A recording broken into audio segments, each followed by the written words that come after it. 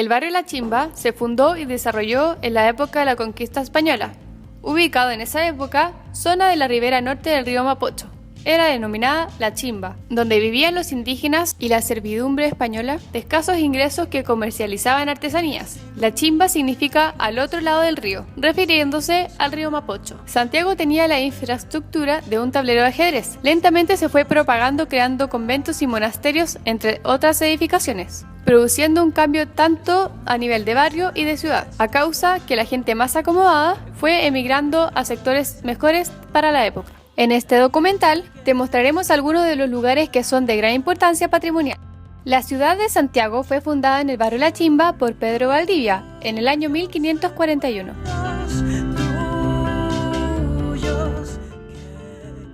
Hola, soy Catarina. Nos encontramos al otro lado del límite del barrio La Chimba, en el puente Calicanto. El río Mapocho encauzado es desde hace más años de los que tú te imaginas. Las últimas obras de canalización fueron hace más de 200 años, en el año 1888. El puente Calicanto fue construido más de una vez. Quienes construyeron el puente fueron esclavos forzados a hacerlo en malas condiciones.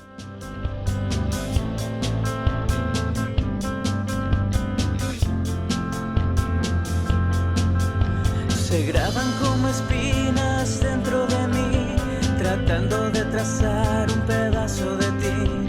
No quiero que estén si no estoy a tu lado.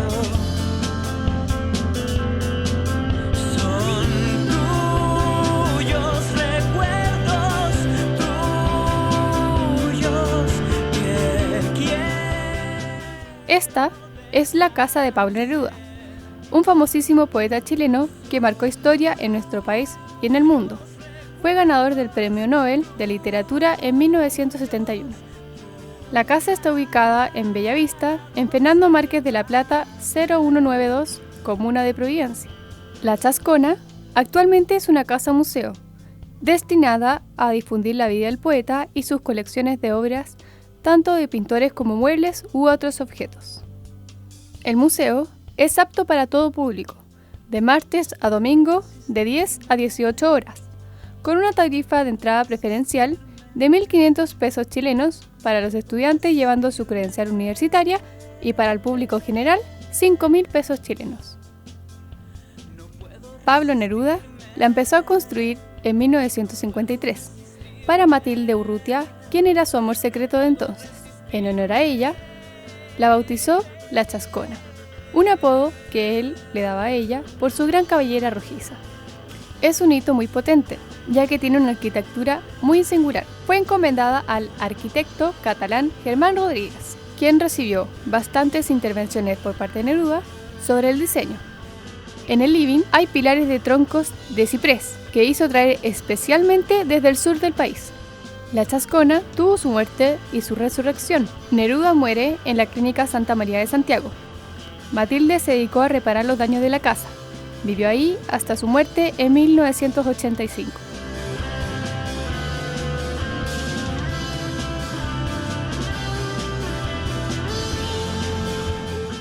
Hola, nos encontramos aquí en la iglesia de la Recoleta Dominica y en esta oportunidad nos encontramos con el ministro de Comunión, Mario Pinto, que nos dará el recorrido y nos contará la historia del lugar. Desde 1967 esta iglesia fue declarada parroquia y se llama Parroquia de Todos los Santos. La gente la conoce más como Recoleta Dominica. Estos terrenos tenían que dedicarse a la recolección de alimentos para atender a los indígenas que habitaban la zona. En 1757 crearon la iglesia. Nosotros decimos que está inspirada en la Basílica de San Pablo de Extramuro de Roma. ¿Por qué? Porque este frontis tiene 8 columnas. Esa iglesia tiene 32 columnas. 60. ¿Y lo de afuera también? También llegaron acá. El altar que llegó era tan fabuloso, estatuas de mármol, columnas de mármol, que ellos decidieron para un altar tan maravilloso debemos hacer una iglesia que esté de acorde y de acuerdo a ese altar. Al fondo vemos el órgano, que está hecho con material chileno, y un monje del convento, don Marcos Espía, fue el que lo fabricó. Una de las joyas poco conocida de esta iglesia es una colección de cuadros quiteños. Representan vida de santos y beatos dominicos. Esta sala nosotros la llamamos sala del museo, ¿ya? Porque habían pinturas, ¿no es cierto?, de santos, estaba lleno, ¿ya? Era una sacristía. Por allá por 1994 fue declarada esta iglesia Monumento Nacional, ¿ya? Junto con el convento, que ustedes lo pueden pasar a ver, ¿no es cierto?, después, ¿ya? Sería bueno porque se darían cuenta cómo fue el convento, ¿ya? Porque está reconstituido igual que en 1700.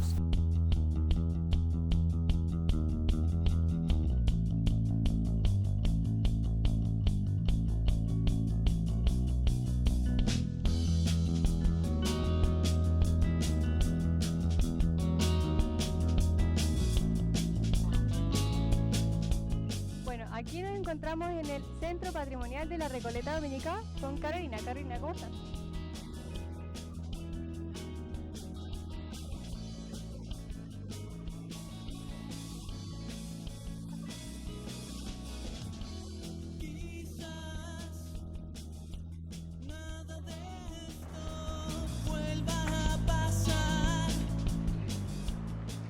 Este convento en el año 97 firmaron un comodato con la Dirección de Biblioteca, Archivo y Museo, donde se permitió de alguna manera que este lugar se convirtiera en un centro patrimonial, donde la DIVAM tiene ahora sus oficinas, por ejemplo, en la Subdirección de Museo, el Centro Nacional de Restauración y Conservación y el patio principal, que es donde nos encontramos ahora. Existen ahora 3 museos. Uno es el Museo Histórico Dominico, el Museo de Artes Decorativas y la Biblioteca Patrimonial, que es una biblioteca museo. Por ahora les vamos a mostrar la celda, que es una habitación de un sacerdote que recrea de alguna forma cómo vivieron los sacerdotes en este lugar y se encuentra como intacta, tal cual como quedó en algún momento esta habitación.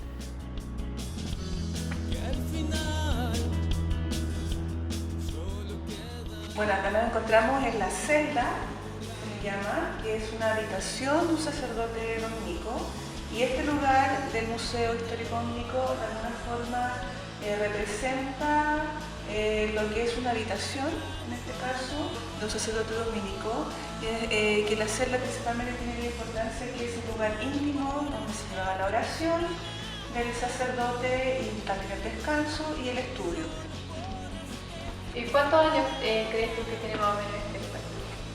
Bueno, el convento es de 1753, finales del siglo XVIII, pero esta construcción es posterior y es de finales del XIX, o sea, más o menos estamos hablando de 1870, que representa el lugar tal cual como se utilizó hasta que se realizó este traspaso a la Dirección de Biblioteca, Archivo y Museo, que fue a finales de 1997 más o menos. Acá en el convento y el comodato que se firmó con DIVAM, ustedes pueden ver la restauración del lugar, que en este caso la DIVAM se hizo cargo de esta restauración.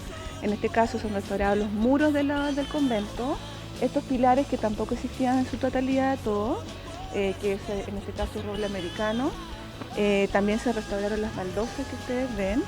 Se sacó un molde de la original y se comenzó de nuevo la fabricación de las nuevas baldosas, y en general toda la restauración del convento en su totalidad se ha hecho después que se firmó el comodato con DIVAM.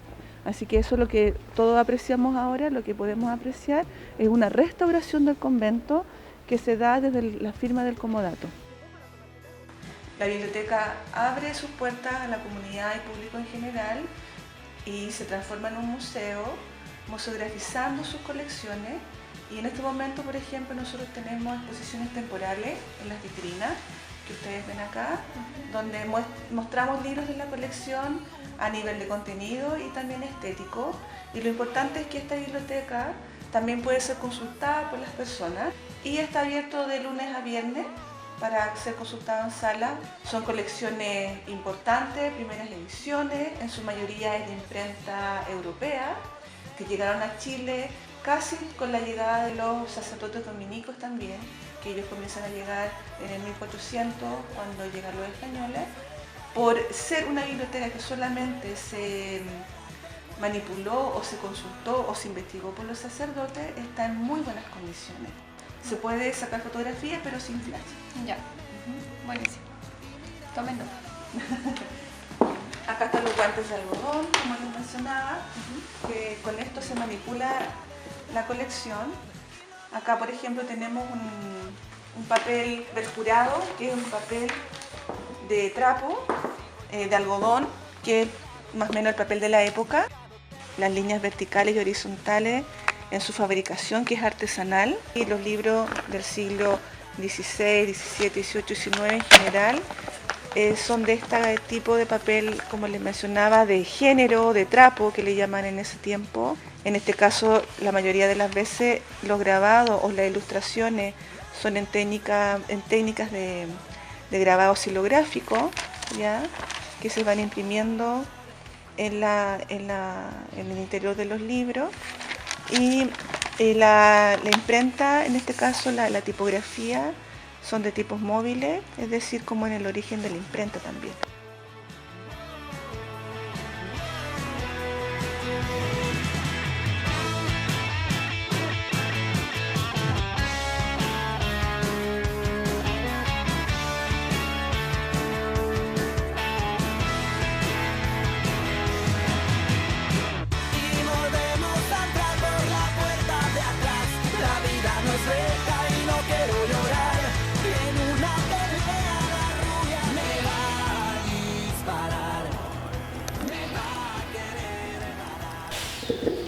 Ahora, ¿qué es lo que estáis haciendo, Noemi?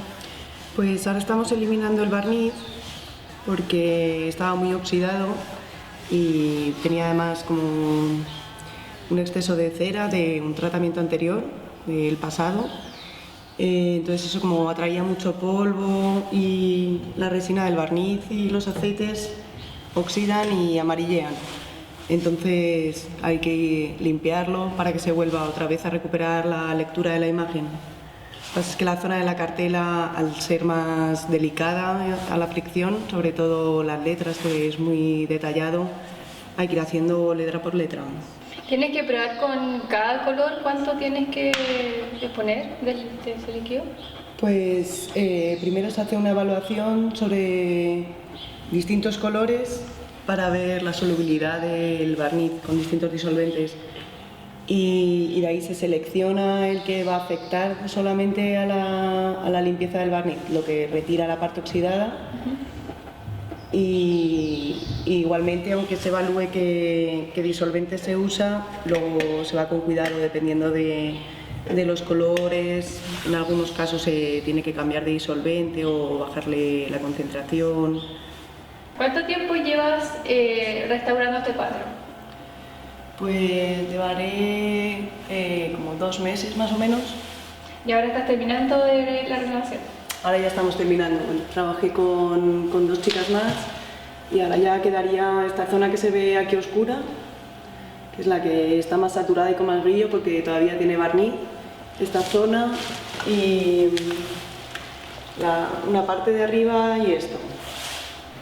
Esto yo diría que una de las primeras que se ha intervenido de esa serie, que son más o menos de estas dimensiones o más grandes, y son, no sé, 20 y tantas o 30, son varias, o sea, muchas. Pero es de la serie del Santoral Dominico, es la serie de los santos de la Orden Dominica, que en el museo, en la iglesia, y en el museo tienen los distintos santos, y hay cuadros que están en bastante mal estado. Entonces, este cuadro en particular, hace mucho tiempo que estaba como en proceso de restauración, Carolina Osa participó cuando era estudiante, yo hice práctica en esto, varias de las que estamos acá hemos participado en la limpieza del barnito, porque estaba nada que ver como ustedes lo están viendo ahora, o sea, ahora está regio, como casi listo para la exposición. Usamos una técnica que se llama el rigatino, que es una serie de trazo. Entonces tú tienes dos tipos de reintegración invisible. El restaurador va a imitar el mismo color que no se va a ver una vez aplicada, o ilusionista o visible, como el trateggio o rigatino, o puntillismo también, se puede hacer pequeño punto.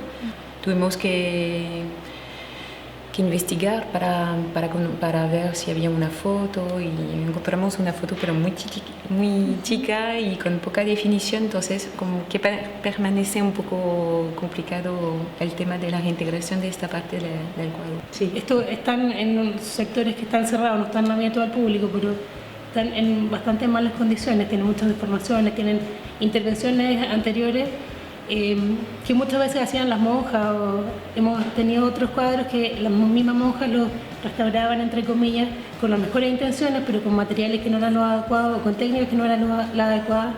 Entonces eso después se empezaba a notar, por ejemplo, un parche muy grande con una tela de colchón que después se empezaba a marcar hacia el anverso. Hay faltante de soporte, la pintura está craquelada y además está suelta, como se va despegando. Tiene como su arista, esto de que tuviéramos que dedicarnos solo a eso y no podríamos seguir trabajando para los otros museos. Acá los gobernadores son del Museo Histórico, hay otros que son de Talca, hay otros que son de La Serena y así. Claro, el Museo Histórico Dominico, de todos los museos que son de IPAM, de los museos estatales. Lleno de amor por ti.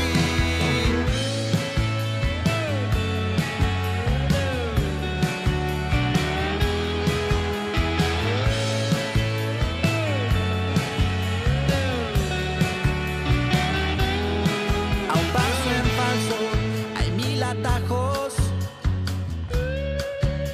Ya muchos no quisieron volver y no fue en vano, así ignorado.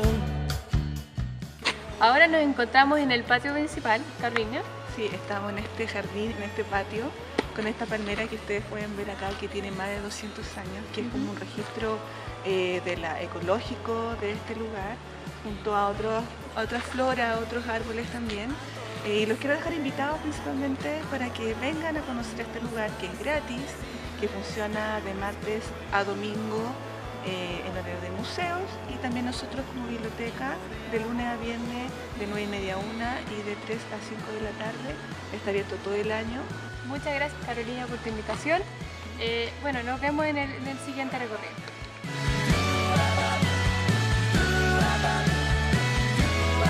Esta es la iglesia de La Viñita, lugar que fue construido en 1834, gracias a donaciones y dinero aportado por don Pedro Nolasco León, quien ahora tiene una calle en Recoleta con su nombre.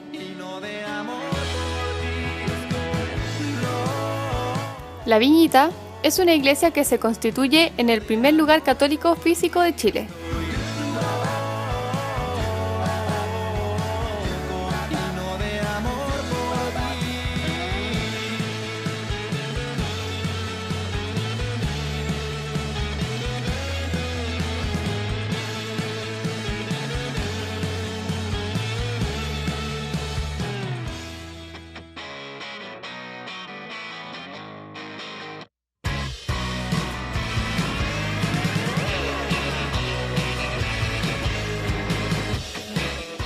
Hemos llegado a el Cerro Blanco. Acompáñame a entrar. Otila me dicen acá, mi nombre espiritual, Otila Quetzal. Veo las runas, soy chamán rúnico. Veo el futar, el oráculo vikingo, que es un tipo de maderitas que vienen con símbolos que representan rasgos de personalidad, así como también el I Ching representa rasgos de personalidad y el tarot son rasgos de personalidad. La espiritualidad de los pueblos originarios, ancestrales. Ahí tú ves el centro, la chacana, y eso representa el fuego. Y esta es la huipala, la bandera de los pueblos originarios, la huipala, que están expresados toda la diversidad de los colores que el respeto a la diversidad hoy día se ocupa a la diversidad de los seres humanos, que están representados también los colores de los chakras, los 7 puntos del cuerpo, ¿no es cierto? Corona, entrecejo, laringio, corazón, plexo solar, sexual y coxis. Y eso antiguamente se pensaba que eran 5, o hasta ese momento se sabía que eran 5, conocimiento que viene de Oriente. Pero también los pueblos originarios nuestros altiplánicos tenían el tema de los colores, porque con los colores se produce la magia.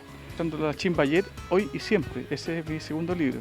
Hay un sacerdote también que era hermano menor, dominico, que está en esa capilla abajo ahí, los dominicos tenían esa capilla de culto a la Virgen del Rosario.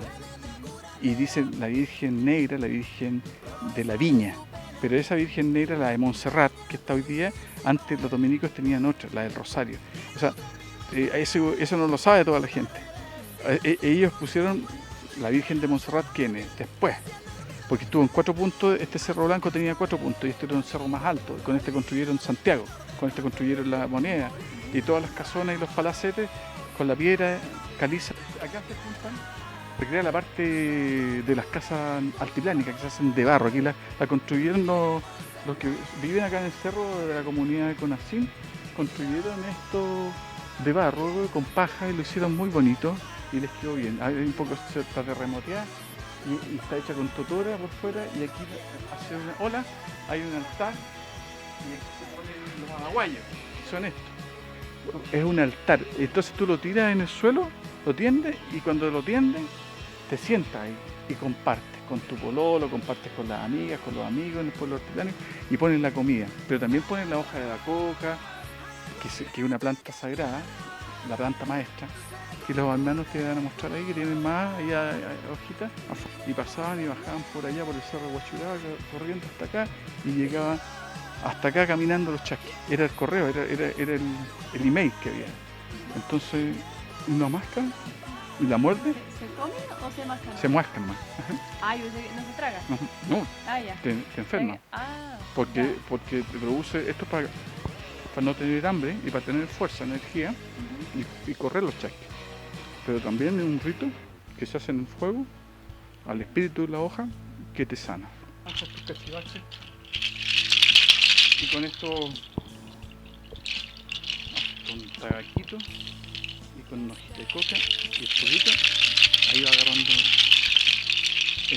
la magia, el chamán, la medicina y el canto.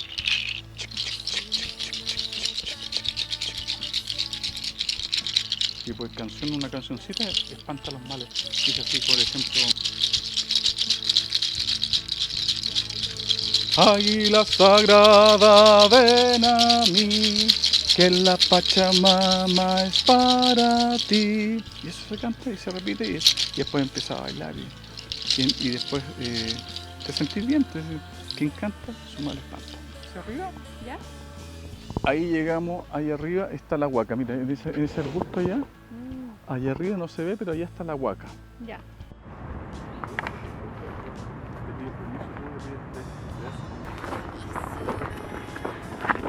¿Qué hay detrás? Está el cerro Huachuraba. Allá al fondo está el cerro Huachuraba, por ahí bajaban los incas. Por allá. El camino del Inca viene desde allá arriba. Aquí donde estamos, Cata, ¿Ya? estamos en la huaca masculina, pero también se viene a hacer rito acá, al sol, al Inti, que aparece desde allá. El cerro del Plomo, más abajo está Valle Nevado. Acá se hace un rito, se prende el fueguito, las llamas, ¿no es cierto? Vamos. Rodrigo, ¿en qué parte del cerro estamos y cuál es la historia que nos puedes contar de aquí? Bueno, Cata, estamos en un basamento colonial. Tú aquí puedes ver que está señalizado Inés de Suárez. Se habla de que cuando llegó en 1500 hizo una choza pajiza para agradecerle a la Virgen de Montserrat el hecho de que hayan llegado hasta acá, hasta el Valle del Mapocho, de los mapuches, del Mapocho, y entonces mandó a hacer una cuestión como una choza y sacó un pañuelo y lo extendió y ahí puso la imagen. Ni siquiera daba para poner una virgen de cemento. Ella tenía culto a la Virgen Negra, la Virgen de Montserrat, que está en Monsegur, en España. Pero al día mandó a cazar a casarla, con ese poder tenía con Rodrigo de Quiroga, para que esta mujer que venía sola en esta avanzada de 10 hombres y el capitán avanzado que era Pedro Valdivia, se casara para que nadie cachara de que tenían onda. Y ella, para que pasara piola y la iglesia, digamos, de alguna manera, no tener escándalo, mandó a hacer aquí la devoción a la Virgen de Montserrat. Eso es lo que yo creo, y me atrevo a decirlo como historiador. Eso es lo que creemos algunos, es que aquí Inés de Suárez comenzó su devoción y que a lo mejor no había más que una base y ese toldo, un toldo de cuero que a lo mejor se paraba aquí y rezaba. En el mismo lugar donde estaban los yanaconas, los indios que rinden servicio a los españoles, los yanaconas. Los conas eran indios serviles y los yanaconas eran que servían a los españoles de la chimba. Los mapuches también estaban para acá. Unos se levantaron y comenzó la guerra de Arauco, pero estos otros se quedaron con la iglesia, trabajaban, eran serviles a la iglesia católica.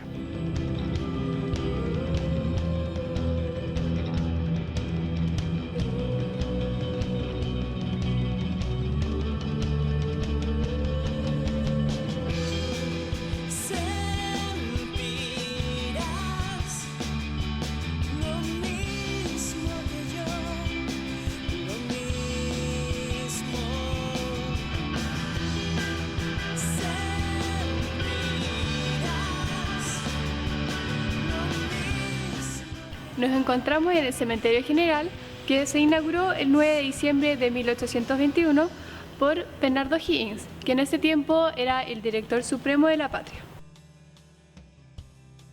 Este es el monumento que muestra que aquí estuvo enterrado Bernardo Higgins durante 110 años. Tiene 86 hectáreas y más de 2.000 millones de difuntos, entre ellos personajes históricos de nuestra nación.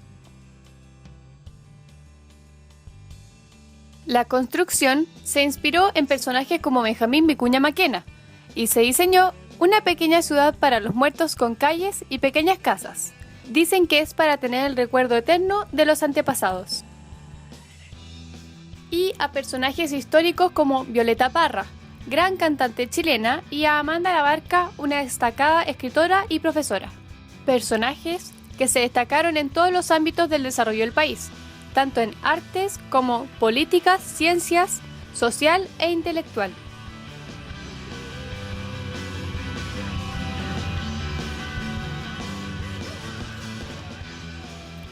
Este cementerio hoy en día es el que tiene más funerales en el país y tiene distintas actividades para los estudiantes, donde se realizan homenajes a los héroes de la patria.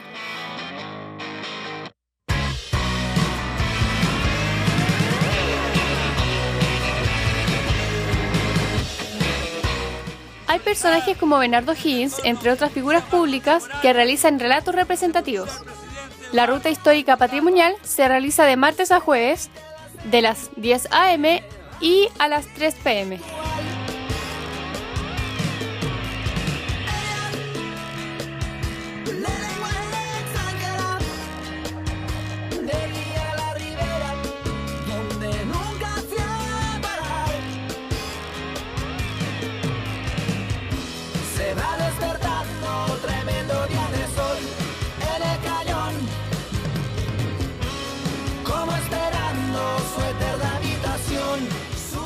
Nos encontramos aquí con Álvaro, quien nos dará el recorrido en el lugar de la Vega Central y nos contará la historia del lugar. Álvaro, ¿cómo estás? Bien, bien. Mira, aquí estamos en La Vega, que es parte de mi trabajo. Yo soy ergónomo de la Facultad de Medicina de la Universidad de Chile y estoy haciendo actualmente un proyecto que combina tanto la Facultad de Arquitectura con la de Medicina sobre cómo trabaja la gente y cómo se relaciona acá en La Vega Central. Eso inicialmente, aquí si bien el foco partió por un tema de trabajo, ya actualmente hemos entrado en el tema de historia de La Vega y también identificar como las relaciones que existen aquí de las personas de La Vega Central. Bueno, acompáñenos.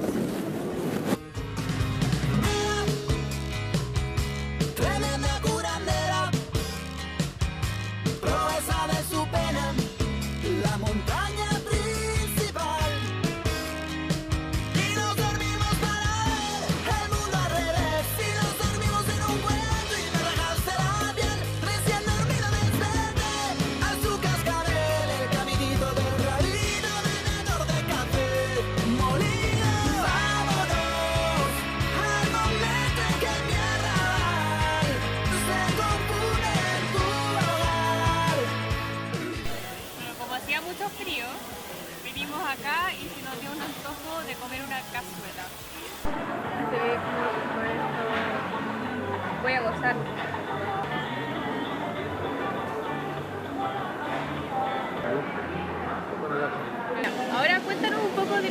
Inicios de La Vega. Bueno, la Vega inicia... Es que hay dos cosas que hay que plantearse cuando uno habla del inicio de La Vega. Por un lado está el inicio de la práctica que está asociada a La Vega, que es esta práctica de venta de productos, de la mercancía, que eso parte en Plaza de Armas, que es como... La Vega en esta forma es parte de la historia como informal de la República de Chile. Estaba ahí siempre incluida, solo que no la querían ver. Y es cuando Vicuña Maquena decide desplazar La Vega a estos sectores de acá, o bueno, también O'Higgins intentó hacerlo, y eso estableció el sector de la chimba como estar asociado a La Vega, ¿sí? Entonces, desde ahí en adelante, ya entrando a fines del siglo XIX, uno dice, aquí se empieza a establecer La Vega. Se compra el terreno, se establecen los galpones, y ahí empezamos a hablar de la práctica de La Vega, de la venta de productos y todo lo que va cambiando. Eso es como inicio. Después varios procesos que van replanteando cómo es La Vega. Bueno, entonces, en esta parte que viene de historia, que ya hablando del siglo XX, uno ve cómo La Vega empieza a tener los problemas de establecerse, o sea, los beneficios de los problemas. Ya están establecidas, está concentrada La Vega, están trabajando ya en grupo, algo más parecido a lo que se ve ahora. Pero el conflicto, por ejemplo, aparecen algunos incendios, 1957, 1950, donde uno puede decir, claro, esos son los problemas ya de estar conviviendo, de relacionarse, y temas de mantención del espacio, de estos galpones. Por ende, a mediados del siglo se define replantear cómo es La Vega. Mejorar los caminos, cambiar infraestructura, modificar los galpones y ir cambiándola a ver cómo va cambiando y cómo se va estableciendo de nuevo. Entonces, hasta en ese entonces La Vega dependía del Estado de cierta forma. O sea, se hacía un arriendo por estos espacios, por estos locales.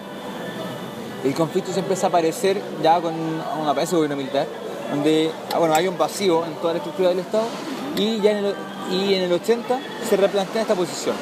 ¿Qué pasa? La gente de La Vega se hace cargo de sus puestos y se ve como una sociedad anónima. ¿Qué implica eso de que los puestos de La Vega no dependen de alguien, sino que viven de manera independiente? Pero todo el análisis que uno puede realizar sobre eso, sobre cómo trabajan, cómo viven, depende de cada puesto. De esa forma es como un condominio, no es como una empresa, ¿entiendes?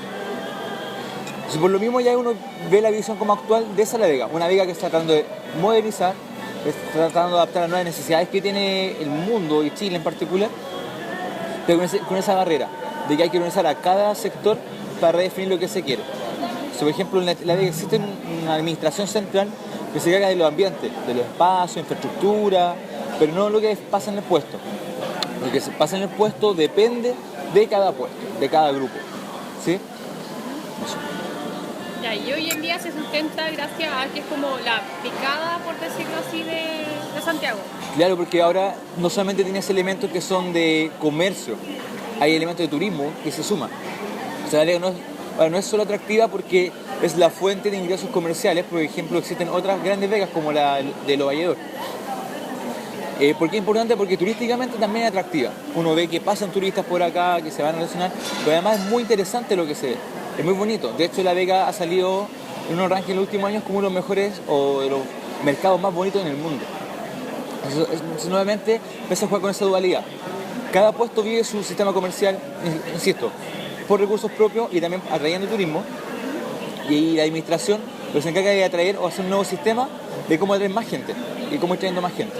¿Sí? No se encarga de cuánto gana cada uno, sino que cómo puede hacer que la dinámica de un nuevo estacionamiento, de la limpieza, permita que la gente se sienta más atraída a venir a La Vega.